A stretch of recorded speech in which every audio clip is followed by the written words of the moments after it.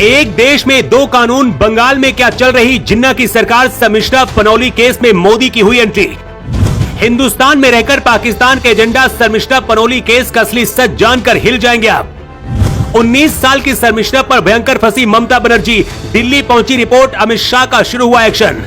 Sharmishtha Panoli case में अब सीधा पीएम मोदी की एंट्री हो गई है। विदेशों से भी इस हिंदू शेरनी के लिए मांग उठ रही है और मोदी के हनुमान ने तो सीधा ममता बनर्जी को चैलेंज कर दिया है। अमित शाह तक रिपोर्ट पहुंच गई है। कंगना रनौत ने सोशल मीडिया पर ऐसी मांग कर दी है जिसे पूरे देश को जानना चाहिए।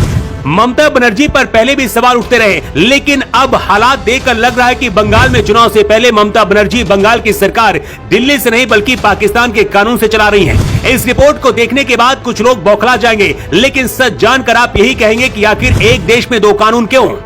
और शर्मिष्ठा को भी क्या दूसरी नुपुर शर्मा बनाने की कोशिश है? नुपुर शर्मा के बाद शर्मिष्ठा केस में जो हुआ, उसके बाद ये तो साफ हो गया है कि इस देश में कई लोग राष्ट्रपति से लेकर किसी को भी कुछ भी बोल सकते हैं। हिंदू धर्म ग्रंथों को फाड़ सकते हैं, मंदिरों को खंडित कर सकते हैं और भगवान को अपशब्द कह सकते हैं और तो और पाकिस्तान का भी समर्थन कर सकते हैं। न्यायालय भी उन्हें अभिव्यक्ति की आजादी के नाम पर छोड़ देता है। लेकिन अगर कोई हिंदू सच भी बोल देगा या मजहब के खिलाफ किसी कुछ बोल देगा तो उसके पीछे पड़ जाएंगे। किसी दूसरे धर्म के खिलाफ अगर कोई हिंदू कुछ भी बोल दे तो फतवा जारी हो जाता है और ममता बनर्जी जैसी सरकारें शर्मिष्ठा जैसे काबिल छात्रा की जिंदगी बर्बाद करने के लिए गिरफ्तार करवा लेती हैं। लेकिन शर्मिष्ठा के लिए अब खुद पीएम मोदी की एंट्री हुई है। शर्मिष्ठा ने अपनी वीडियो में उन अभिनेताओं की आलोचना की थी जिन्होंने ऑपरेशन सिंदूर पर अपनी प्रतिक्रिया नहीं दी थी। ये कथित तौर पर एक यूजर को जवाब दे रही थी जिसने पूछा था कि भारत ने बिना किसी कारण के पाकिस्तान पर गोलाबारी क्यों की। शर्मिष्ठा ने अपनी वीडियो में कथित तौर पर अपशब्दों का भी इस्तेमाल किया, लेकिन बाद में शर्मिष्ठा ने अपनी वीडियो डिलीट करके माफी भी मांग ली थी। शर्मिष्ठा पनौली के लिए डच सांसद गिट विल्डर्स ने एक्स पर एक पोस्ट किया। उन्होंने लिखा, बहादुर शर्मिष्ठा पनौली को रिहा करो, ये अभिव्यक्ति की स्वतंत्रता के लिए अपमान की बात है।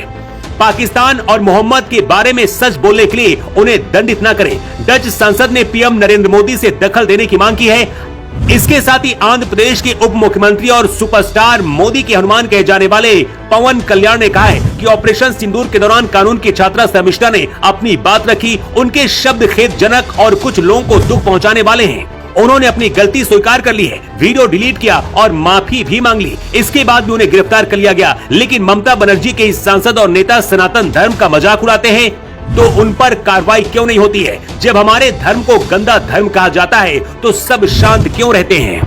ऐसा पहली बार नहीं है। आपको ऐसी बहुत सी तस्वीरें मिल जाएंगी जब हिंदू मंदिर और आस्था से खिलवाड़ और अपमान किया जाता है। तमिलनाडु के मुख्यमंत्री का बेटा सनातन को बीमारी कहता है, तब उन पर कोई कार्रवाई नहीं होती। स्वामी प्रसाद मौर्य जैसे नेता हिंदू धर्म का अपमान करते हैं तो भी कुछ नहीं होता। लेकिन जब एक स्टूडेंट कुछ ऐसा बोलती है और माफी मांगने के बाद भी उसे कोलकाता पुलिस गिरफ्तार करती है। ऐसे में सवाल यह है कि क्या बंगाल की सरकार भारत के संविधान से नहीं बल्कि जिन्ना के प्रावधान से चल रही है? आखिर एक देश के अंदर धर्म देखकर कार्रवाई क्यों की जाती है?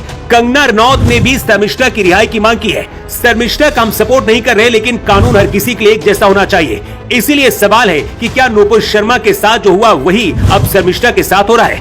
बताया जा रहा है कि अमित शाह ने रिपोर्ट मांगी और बहुत जल्द मोदी सरकार दखल देने वाली है। लॉ स्टूडेंट शर्मिष्ठा पनौली मामले में क्या केंद्र सरकार को दखल देना चाहिए? अपनी राय कमेंट बॉक्स पर लिखकर आप जरूर बताएं और इस खबर को इतना ज्यादा शेयर करें ताकि ममता बनर्जी तक भी खबर पहुंच जाए।